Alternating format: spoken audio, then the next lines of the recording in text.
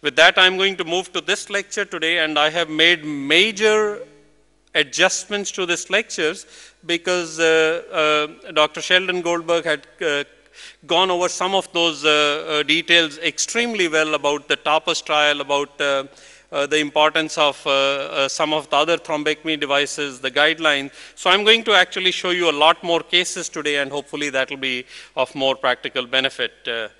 I absolutely emphasize that a thrombus is probably the essence of a STEMI intervention. If you begin a STEMI intervention with the feeling, in fact with the conviction that you will encounter thrombus, I think you're already on the right direction. Angiographically, apparent or not, there is several information and data which demonstrates exactly what I have mentioned, that even if angiographically you don't have it, it may be inapparent, and it is always a good idea to have a strategy of thrombectomy in place. I think compulsive management of thrombus makes a difference both in the long and short outcomes. And of course, I will show you, I've had about 4 or 5 complications in a total period of 8 years. Believe me, it's not, I tell people it's not that I'm necessarily good. I probably pray harder than most people. But I'll show you some of the complications I've had, and more than that, the mistakes which were made and the lessons learned. So with that, this is what I think are the 2 major benefits of performing compulsive thrombectomy. You are going to have improvement in the microvascular reperfusion. We talked about the importance of both obtaining a TIMI flow as well as a myocardial perfusion grade, and again deployment of the stent, getting a final result is hugely dependent on the management of thrombus.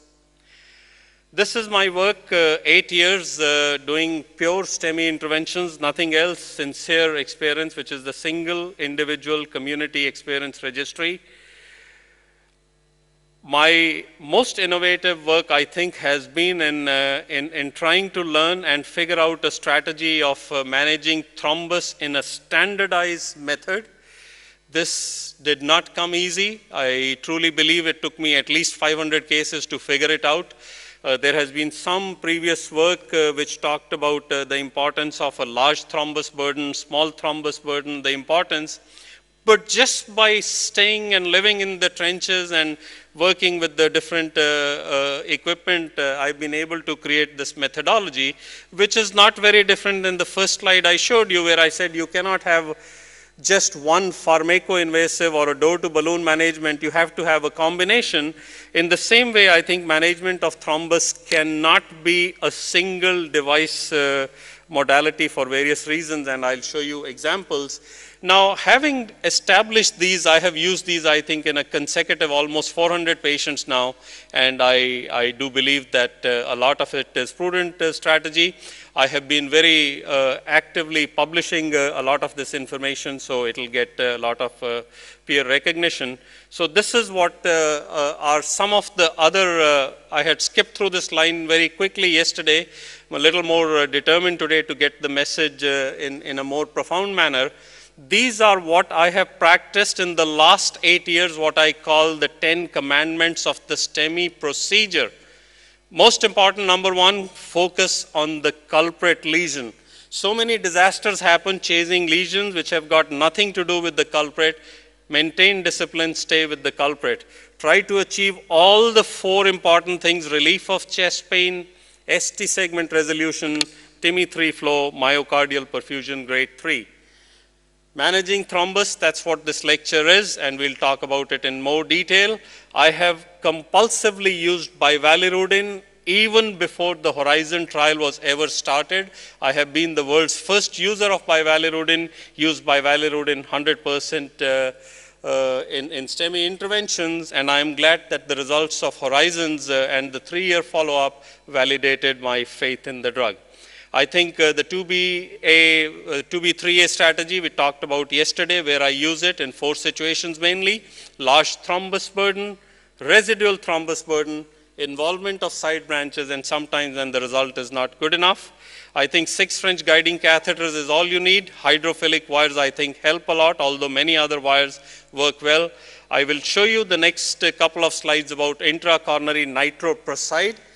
Whether you use nitroprusside or verapamil or diltiazem or nicardipine, I think the importance of using intracoronary vasodilators is critical. When I first started my Stemi experience, I used to give 50 mics of nitroprusside and freak out. Patients universally had hypotension and I wasn't too sure. In my last 100 cases, use of nitroprusside is 96% with the mean dose now of 600 micrograms. Patients will have hypotension, don't worry, you can give a bolus dose of neosynephrine, I think works well. I have not had a single patient who had any bradycardia or problems with it. How else do you do it? I first get the perfect stent deployment, then remove the wire because the wire itself is acting as a nidus of thrombus, and then give 50 micrograms increments of nitroprusside, giving neosynephrine if there is a need. Plavix test is basically asking a few questions that the patient can take long-term antiplatelets, and again for short-term patients who have had uncomplicated door-to-balloon interventions, my discharge time is at the moment down to 3.1 days. This is the importance of the blush, and if you see the 4 examples on the right, this is the blush achieved with nitroprusside. I can confidently tell you that, and again, nitroprusside is one of the most inexpensive drugs. Use it in the methodology I have told you. You will virtually gain myocardial perfusion grade 1, which probably has major implications of the patient's acute and long-term outcomes. This is what we had reviewed again. This is a patient presenting with Stemi interventions. The patients who come early are the ones who have got the softer red friable thrombus, which is much easier to treat. As the patient progresses in the course of his infarction, the same easy to treat thrombus now becomes more dense and organized, and now you have a making of a much more technically difficult case, much more difficult options of using different thrombectomy devices. And one of the questions I'm trying to ask as the patient is rushing, I'm trying to get the sheaths, you're trying to get an excellent sheath, I'm quickly trying to ascertain from the patient how long have you had a chest pain, which is extremely hard to figure out. A patient who's crashing, who's afraid he's going to die, is not necessarily in the best frames of his intellectual capacity to answer that. But I think if you, the more you do it, I get an almost clear correlation that it is the patient who's presenting later.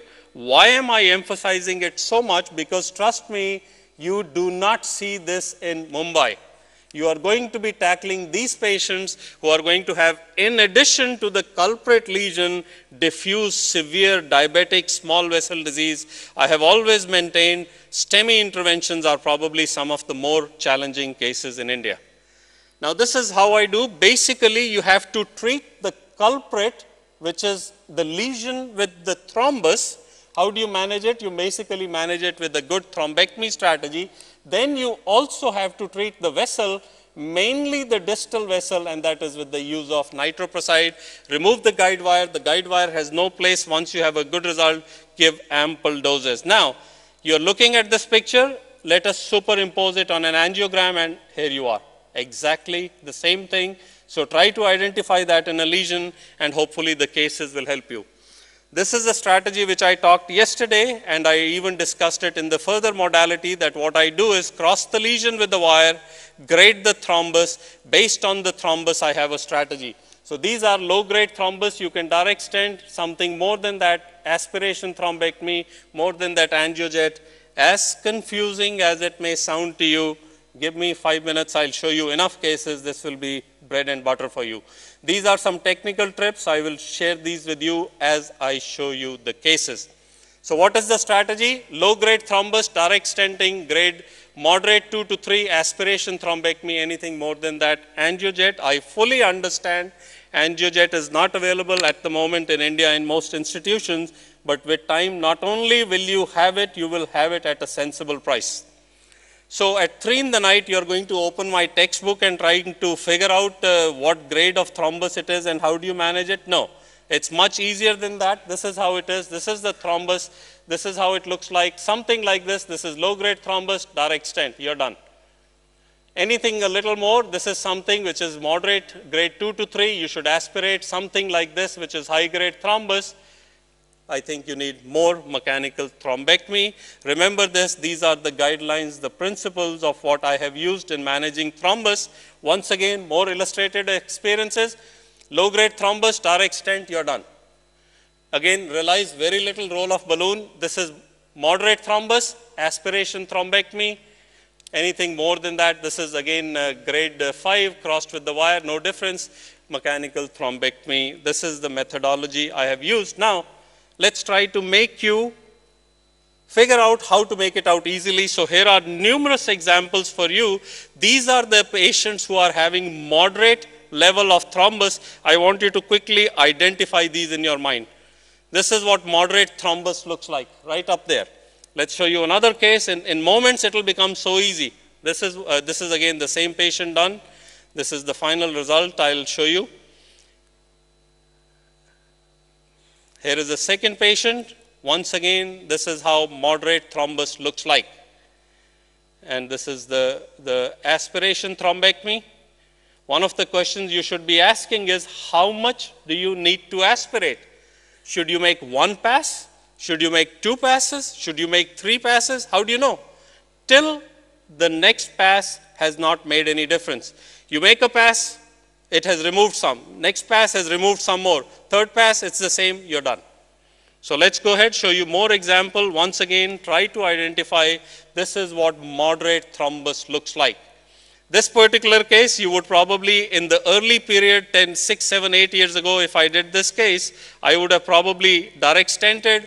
You become a little more smarter. I have burnt myself several times. I'll show you these cases. I think almost all of them have thrombus. This is the result with the 4.0 bare metal stent. Another last case wants to help you understand what does moderate thrombus looks like.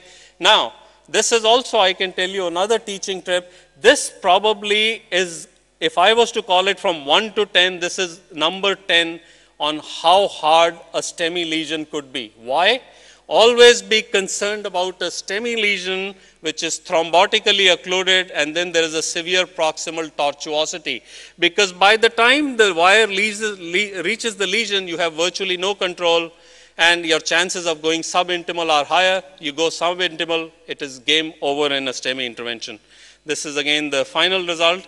So these are the cases basically to demonstrate to you what does a moderate grade thrombus looks like. So let's continue to move, and let's now show you what is a high grade thrombus. So this is just for you to calibrate. This is a high grade macerated thrombus more distally.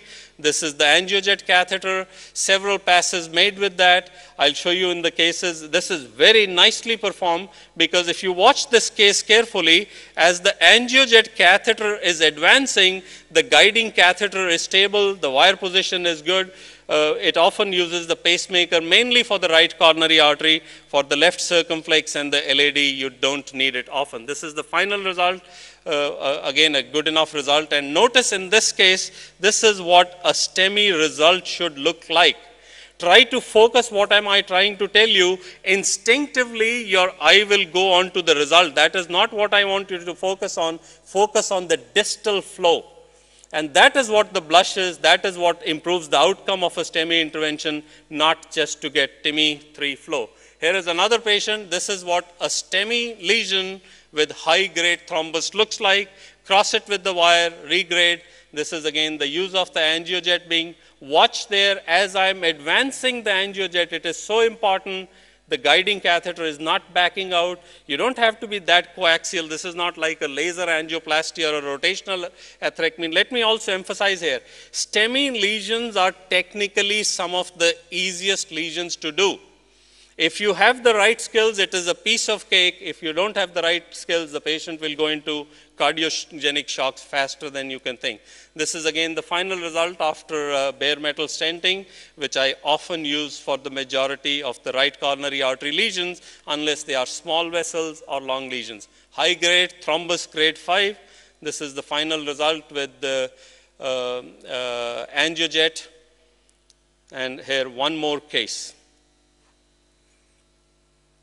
So this is also again a high grade thrombus. And having said this, Now I have to tell you that often I have been surprised. What do I mean? Here I am going to break my own. Here is the patient, just watch this. This is very similar to a case I showed previously, that this is a case where I used the angiojet. Now watch what happens. You cross this lesion with the wire and use the aspiration catheter as a default catheter. Why? Because number one, I said, look, I am making this presentation in Bombay where you don't have the angiojet, so what should you do? Here is the same case which has high-grade thrombus using an inexpensive aspiration thrombectomy catheter, and you will often be surprised. This is the final result. Once again, this is a drug-eluting stent for proximal LADs, excellent blush. Another case, high-grade thrombus, aspiration thrombectomy. Result after that,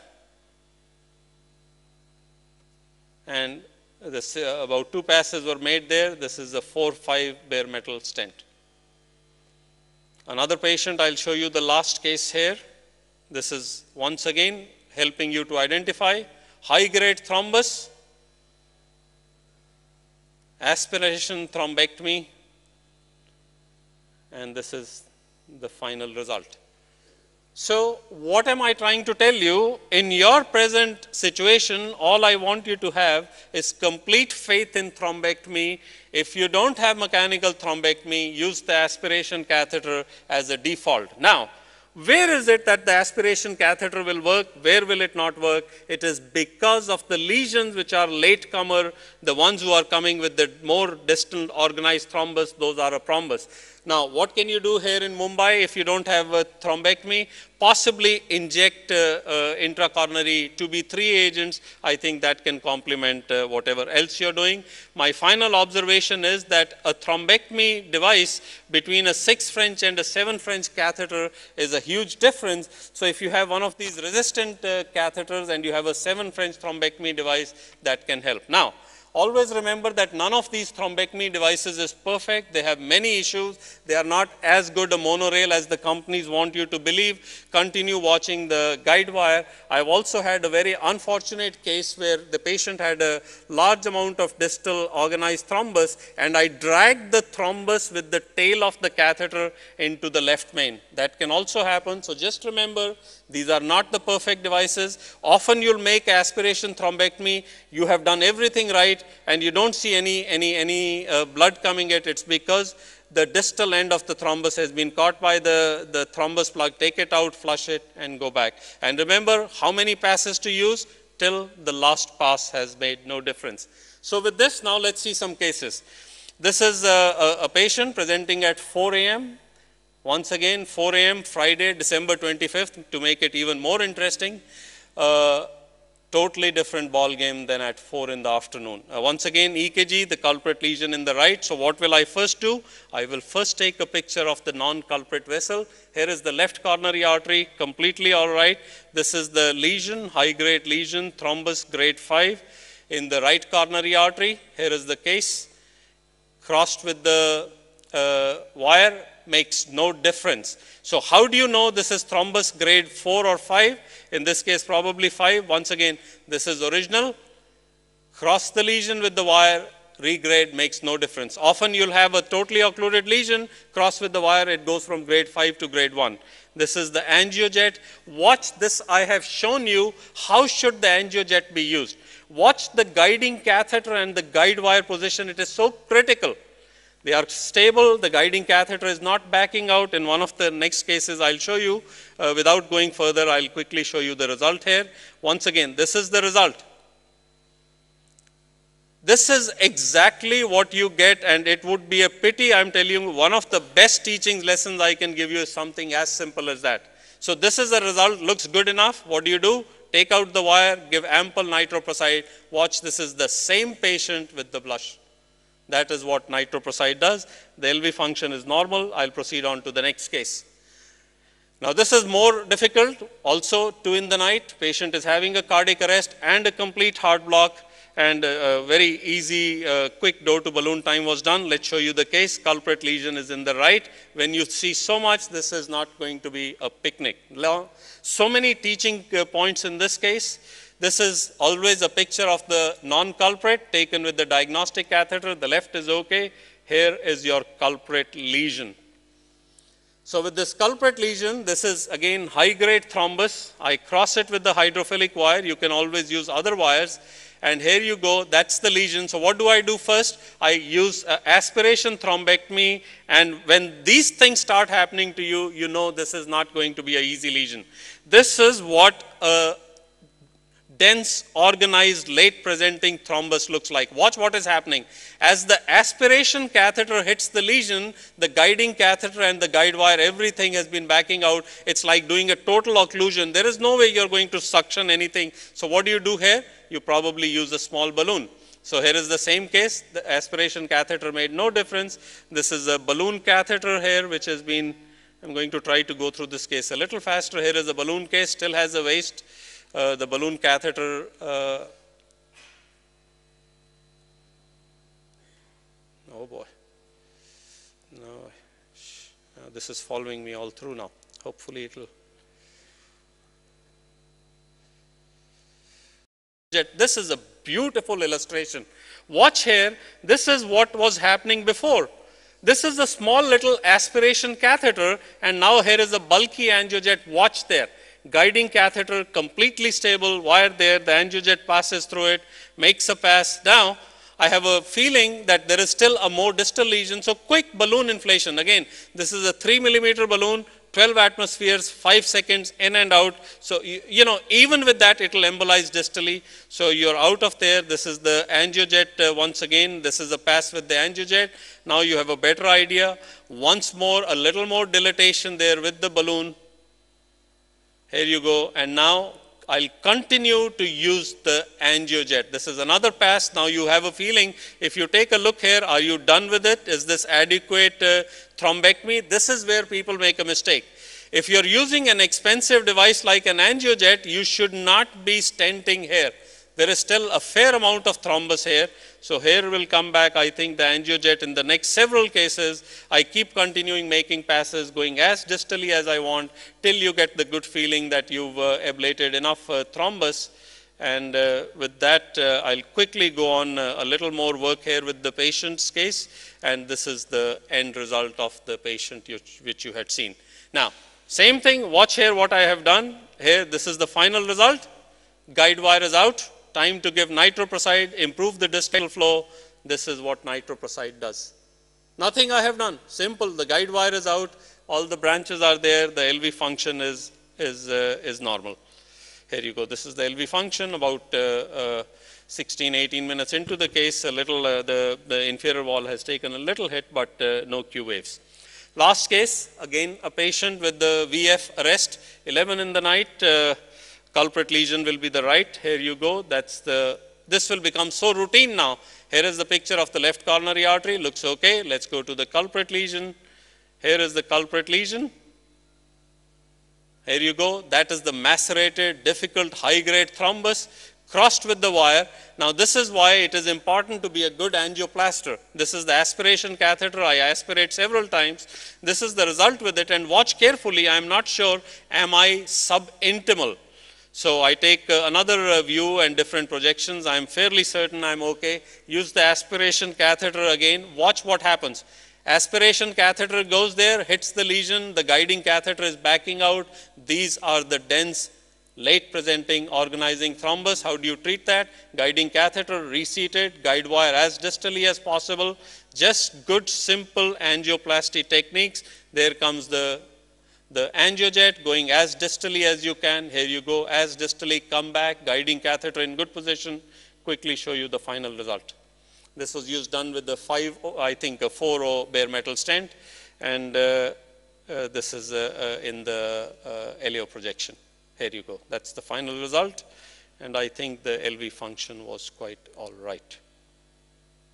So these are the cases where I hope that I've been able to convince you the importance of thrombus.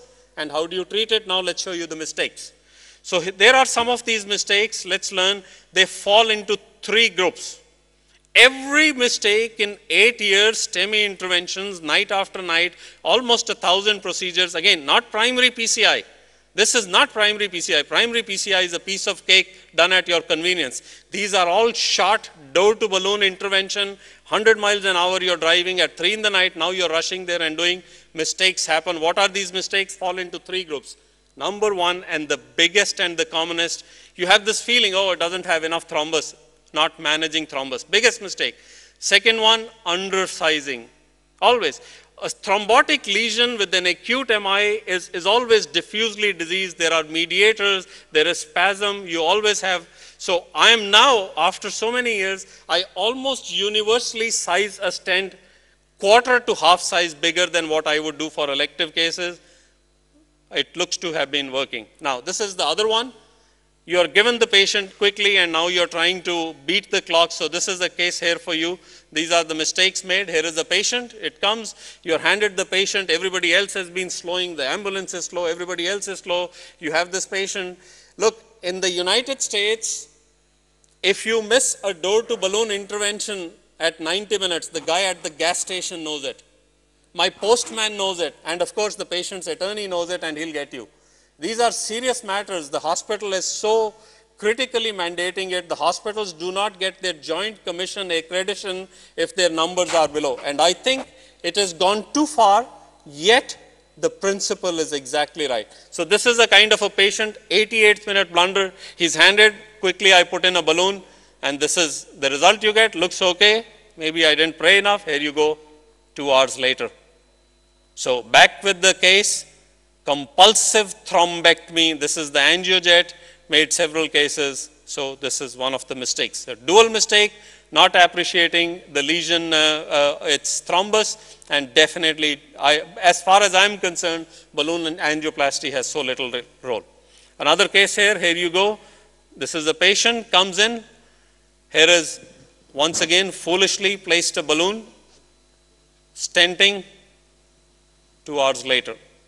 Go back, compulsive thrombectomy, that's the angiojet, that's the result, and this is it further.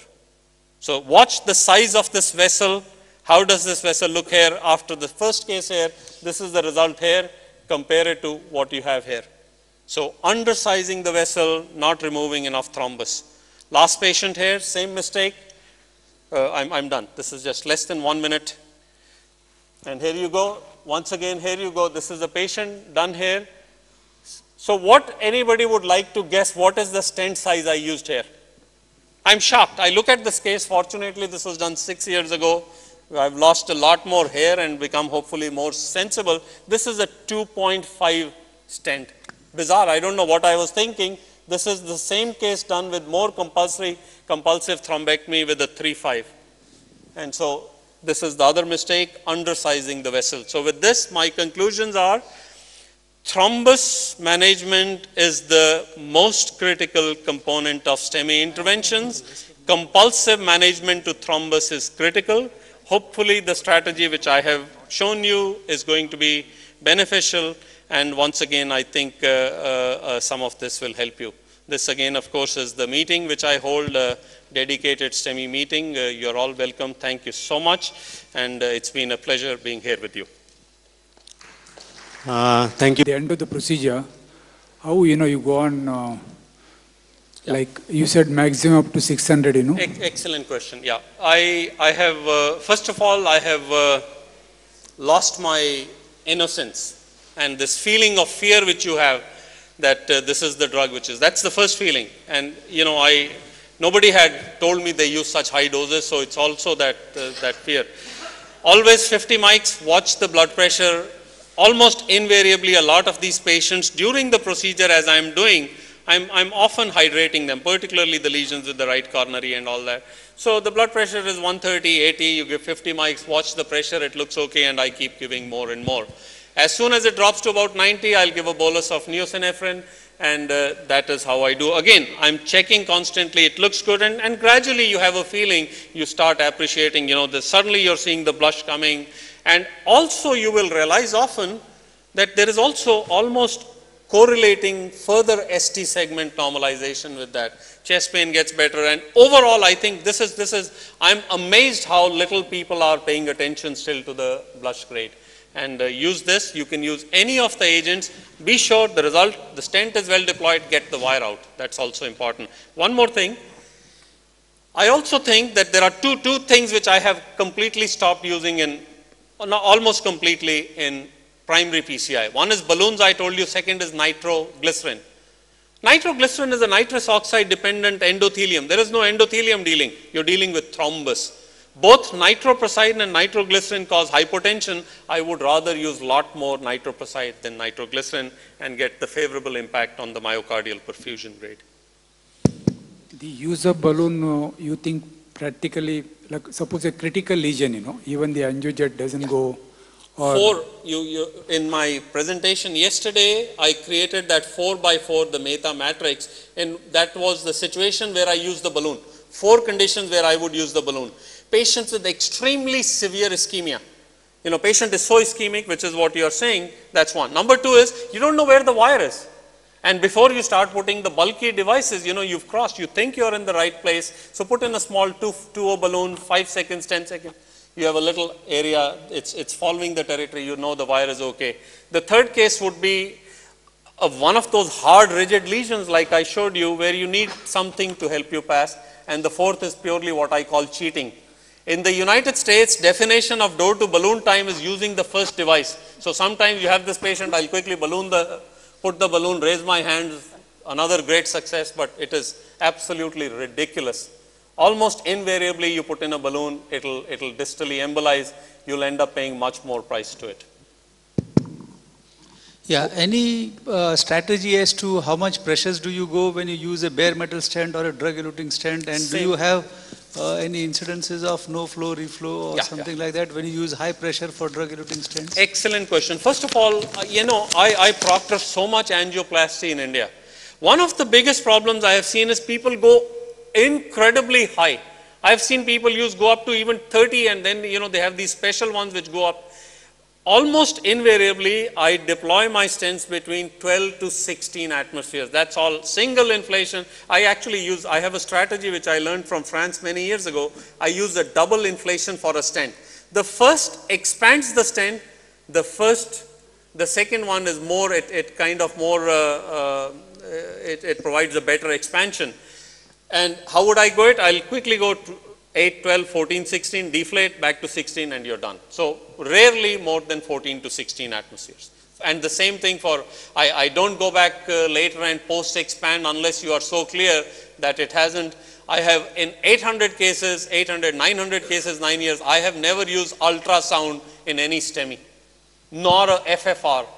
Look, keep these lesions simple. Very simple, and one of the other things which I don't know, somebody may have wanted this question is, how do you deal with side branches? Unless they are real major side branches for a STEMI lesions, I'm not, you don't go around putting 2 wires and 3 wires and all that. You've got a major LAD, 4O LAD which will kill the patient, not a 2O diagonal for which needs 2 wires, and people go and make it complicated needlessly. What about your experience with rescue? Because most of the cases which we get are all rescues. Majority of them are rescue PAMIs. They are not original PAMIs. So what is your experience on that? You see, because most of this will have a totally occluded thrombus containing lesion. Yeah. Much more technically difficult. I think some of these are better done through the radial route because they are going to be bleeding more. And again, the strategy beyond that is exactly the same, have them pre-treat them with as much antiplatelets. I know in India there is a wide use of tirofiban, both intravenous, intra-coronary. Intra-coronary has more of a role. I also know that the dose has been made a little better, and of course the drug is 2,000 rupees, so that makes sense going with that than 10 times more the cost of abscessimab, although the data with RioPro is much better. And beyond that, I think it is the same principles, compulsive thrombus management is the key.